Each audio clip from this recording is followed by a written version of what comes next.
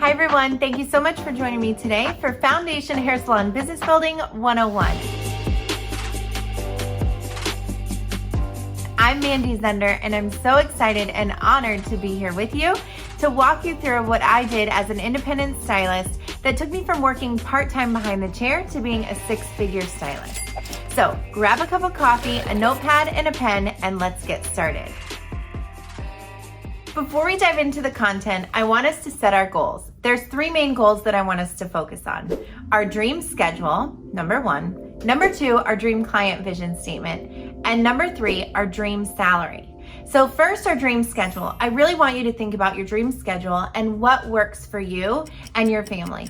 This is really going to come to life as we think about our dream client vision statement. Next, let's talk about that. Our dream client vision statement.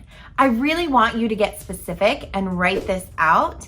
What does he or she do? Who is he or she? What do they do for a living? Do they work from home? Do they have a flexible schedule that coincides with your dream schedule? What kind of income do they make? What are their hobbies and their interests? Are they really fashionable and trendy, or are they more traditional? What type of hair care services do they like to get? Do they trust your recommendations? Do they bring in hair photos for inspiration, or do they let you have creative control? Do they trust your product recommendations? Do you see where I'm going with this? I want you to get really specific. Your dream client vision statement should be someone that you are really related to, someone that really sets your soul on fire, that you're really excited about serving in your chair. It's not about just financial gain. This is really about building relationships. Lastly, what is your dream salary? What do you want to be able to afford? What vacation do you want to go on? If you set these goals and stay laser focused, create an action plan, you're going to be unstoppable. I also want you to make a decision. Make a decision to be successful. Make a decision to be the stylist that you have always dreamed of, because you are stronger than you think, braver than you know, and you deserve everything good that comes from the hard work that you're about to put into your business. And I want you to write that down. I want you to write down that you have made the decision to be successful and that you are the key to your success. Write down these dreams and these goals and hang it up somewhere where you're going to see it every single day. So now that we've gotten serious about setting our goals, what do we need as stylists to be successful? Clients. We need to build a clientele. Well, they say it takes 2 to 4 years to build a clientele. I don't know about you, but I didn't have 2 to 4 years to build a clientele. And actually, I left our amazing industry to work part-time as a stylist behind the chair to go get a real job when I was a single mom. And I didn't think that you could be successful as a stylist, but I was wrong. I just didn't know what I know now. So I'm going to share with you the 3 ways that I grew my clientele rapidly. Number one is I asked my clients that I had for referrals. So I created a postcard size promo card with my picture on it, and I offered a free waxing treatment or deep conditioning treatment. And if you really want to grow rapidly, offer $25 off a hair coloring service. And I would give these cards to only my ideal clients, and I asked them to refer their friends and family. And for each referral that came in, they would get a new gift. And the gifts would grow as the referrals came in. So for example, the first referral that came in, I would give my client 20% off a retail item. The second referral that came in, I would give my client $10 off their entire service. And the third referral that came in, I would send them a $25 gift card to their favorite local restaurant. The fourth referral that came in, I would send them flowers to their office or workplace. I mean, what hairdresser sends you flowers? And think about that for advertising. So then, by doing this profitable referral program, I was able to build a clientele with clients that I loved. The second thing that I did is I would go out when I had a gap in my day or an opening in my day, and I would tell the girls at the salon that I was going out to pick up chicks. I would take these promo cards and I would go to a local coffee shop or a shopping center and I would hand out my cards. And was it uncomfortable to strike up a conversation with a stranger? Yes, 100%. But when you make the decision to be successful, you're gonna do what it takes. Number 3, I joined a local networking group, and it was probably one of the most rapid ways that helped me grow my clientele. And this was called BNI, and it definitely pushed me out of my comfort zone. I had to get up super early, and here though, I met the most amazing business men and women. They were so incredible, and they truly did help me grow my clientele so rapidly. And some of the relationships and people that I met through BNI are still some of my most loyal clients. You can actually find a local BNI chapter in your area by going to bni.com and see where you can plug into a group there. All right, let's talk about marketing as a whole versus that person-to-person referral system. There are 3 principles that I use in marketing for my business. Number 1 is social media. Get out there and get connected. Utilize Instagram for sure. And I'll be perfectly honest with you. I didn't think that you could gain business from Instagram. But again, I was wrong. And let's be real, I don't have a massive following, but I get calls from Instagram often. It is a powerful tool, and I highly recommend that you use it. Here's my pro tip for Instagram and gaining clients from Instagram. One of my favorite things to do is have a content creation day. And I recommend that you reach out to a local sorority or even people in your yoga class and bring them in for a content creation day. And this way you can create whatever you want. And this is going to attract your ideal clients. You'll probably sell some retail, and you'll also be able to keep your time with your clients intimate. This is a wonderful way to gain and market on Instagram. Number 2, the second thing that I do for marketing is, like I mentioned before, networking groups, but joining a local chamber of commerce. This opens up the world of networking. They have lots of other opportunities for you, and this is a great way to grow and build with other local businesses in your area. I highly recommend. Number 3 is you. You are your greatest advertiser. So as you are out and about, make sure that everybody knows that you're a hairdresser. And listen, friends, we need to make sure that we look like a hairdresser from head to toe. And I know I have the same, I am super busy, can't get in with my coworker problems too. So look the part from head to toe, keep those roots and split ends in check, okay? Because we want the barista, our children's teacher, our massage therapist to know that we're a hairdresser and we will be super good at doing their hair. You never know when you're talking to your ideal client. So you are your greatest advertiser. Look the part, my friend, that fashionable, representing our industry, glamorous, gorgeous self. Now that we've built a clientele, how do we keep them in our chair? How do we build that client loyalty to keep them coming back? Because we definitely have worked hard to get them in our chair. We do this through consultations. But before we dive into consultations, I want you to really pause, take a step back, and I want you to look at your business overall. Do you have systems in place for your business to run efficiently with excellence and give you superior end results? Think of a car. Is a car built with systems in place for it to drive efficiently, for it to drive fast, luxuriously? If your business was a car, what type of car would it be? Is it a luxurious vehicle, or is it a cardboard cutout taped together with washable markers as the paint job on the side? Because I can say that, just like what my kids put together in my living room not too long ago, that is what my business was like before I made the decision to turn it into a highly respected, energy efficient, top of the line ride. As I walk you through these systems to build client loyalty, client experience, retail, and pre-booking, just keep in mind, having systems in your business doesn't mean that you're not personable with your clients. It means that you are driving your clients in a top of the line vehicle. The key to a profitable consultation is to identify problems and you provide the solution and write them down. I highly recommend having a scripted consultation with all the questions that you will need. This is going to set you and your client up for success. It's also going to do 3 things. 1, let them know that you're the professional. 2, it's going to let them know that you're serious about their hair care needs. And 3, let them know that you are going to charge accordingly. Now, come closer. We're going to make a promise to each other that we are never, ever, ever, ever going to open with, so what are we doing today? When your client is ready to return for her follow-up visit, you'll arrive 30 minutes before her appointment. And this is where you will prepare for her visit. You're going to do 3 things. Number 1, you're going to follow up on her services to see if there's any room or opportunity for add-on services.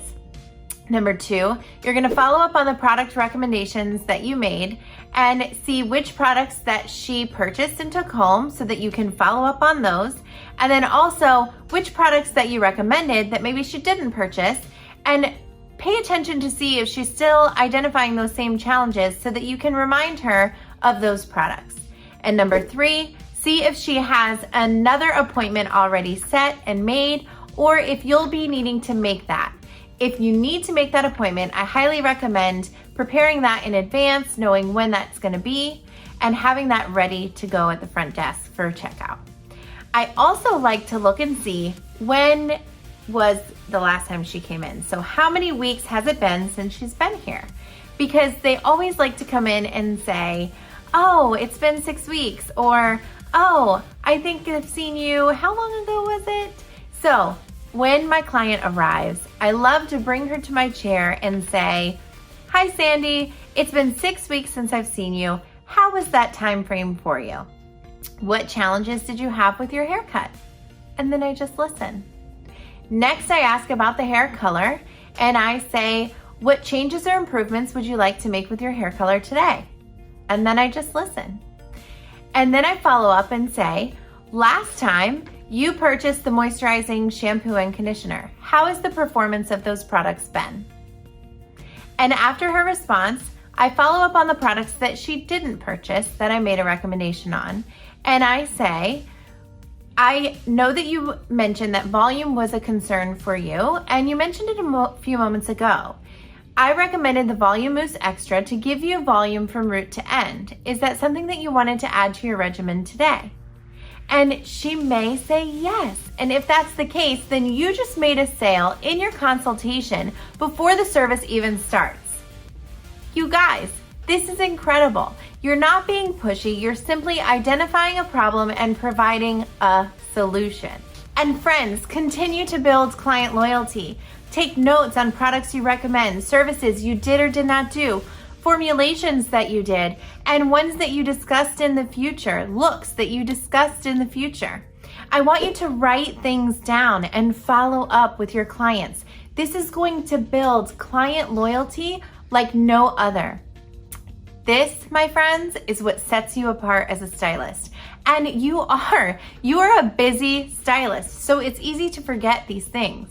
I also want to tell you that you can write things down as simple as, did they go on vacation? Where did they go? Follow up. Or if they have a baby or got a puppy, what did they name them?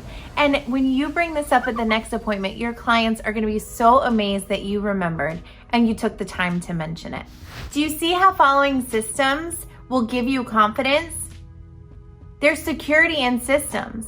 There's sustainability in systems. So having systems woven throughout your business, even in a consultation, is going to give you the confidence that you need. It's going to allow you to drastically change your business and overcome your fears. When you do this, your numbers are going to change for the better. And we're going to talk a little bit later about having a pulse on your numbers. But first, I want to tackle the topic of pre-booking. Because do you ever feel a little nervous to talk to your clients about pre-booking, or maybe you're too busy that you don't take the time to do it? Well, pre-booking is a huge part of your business and building client loyalty. This is where we really have to take the time, or if we're busy, to set ourselves up in advance to pre-book. And since we're sticking with the car analogy, I want you to think of pre-booking as insurance for your business. Would you drive a car without insurance? No. So we absolutely need to do this in our business. And I really want you to think about it from a client perspective. When they call, they value their time with us so much. So imagine when they call and they can't get in with us, how frustrating for them. So we want to set them up for success too. So I'm going to show you the 3 ways that I go about pre-booking in my business. Number 1, make the recommendation for how many weeks they'll need to return to the salon before the service is even over. And this way they're already prepared. Number 2, while the color is processing, you can go ahead and look at the schedule and pick 2 to 3 times that you are available that you'll present to them at checkout. If you double book your clients, you can do this in the morning when you've come in 30 minutes prior. Number 3, before checkout, you will present these appointments that you've prepared and say, I am available 6 weeks from now on Tuesday the 8th at 2 p.m. or Thursday the 10th at 9 a.m. Do either of those days and time work for you? And then you started the conversation, you've let the client know what you have available, and he or she will decide to book.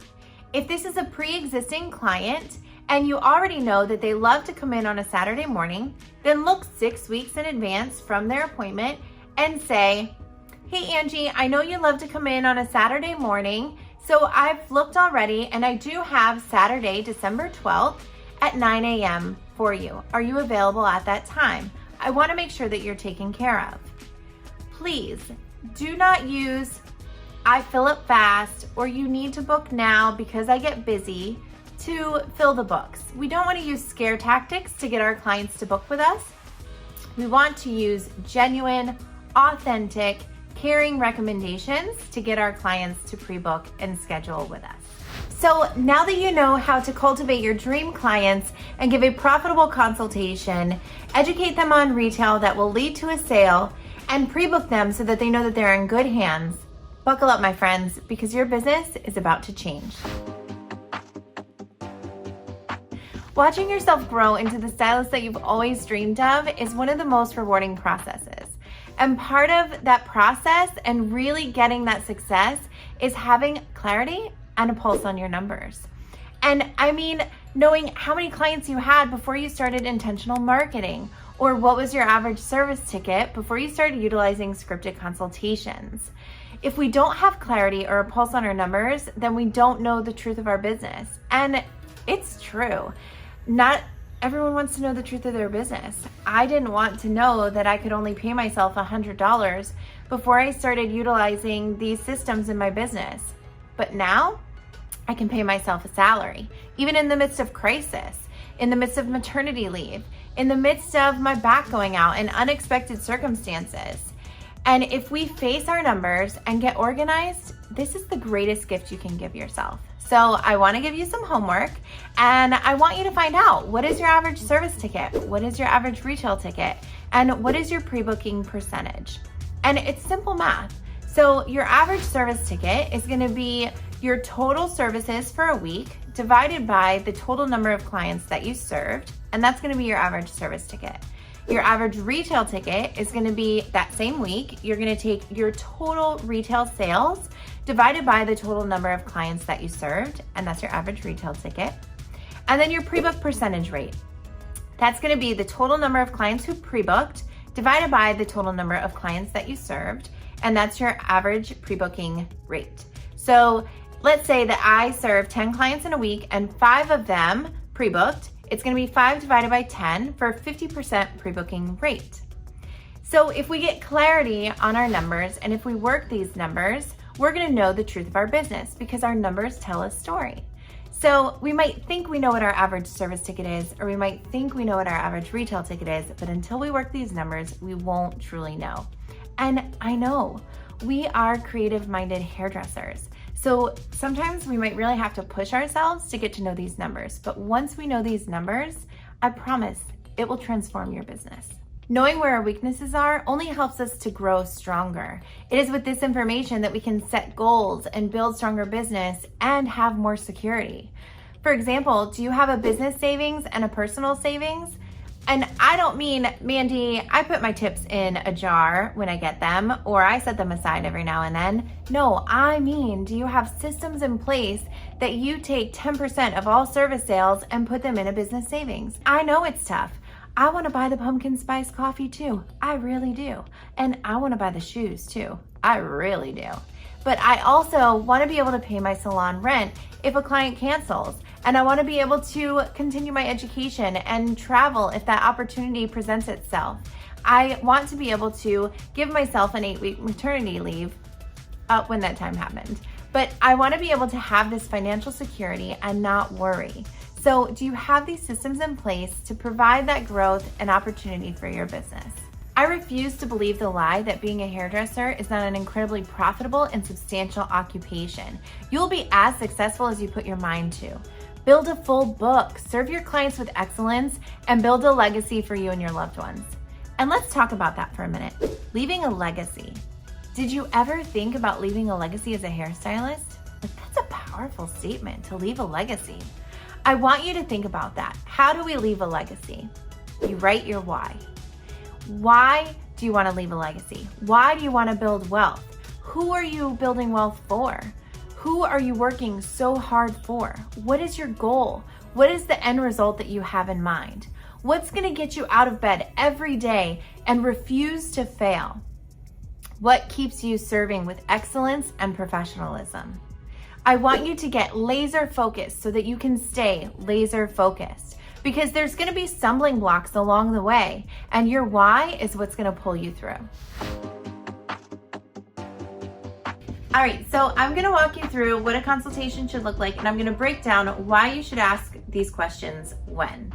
So we have Abby here. Hi, Abby. Welcome to our salon. Thank you. I'm so excited to have you here today, and I'm going to do things a lot different than what you might be used to. I'm going to ask you some questions and get how you feel about your hair, Okay. and then I'll give my recommendations at the end. Okay. Are you ready to get started? Yes. Awesome.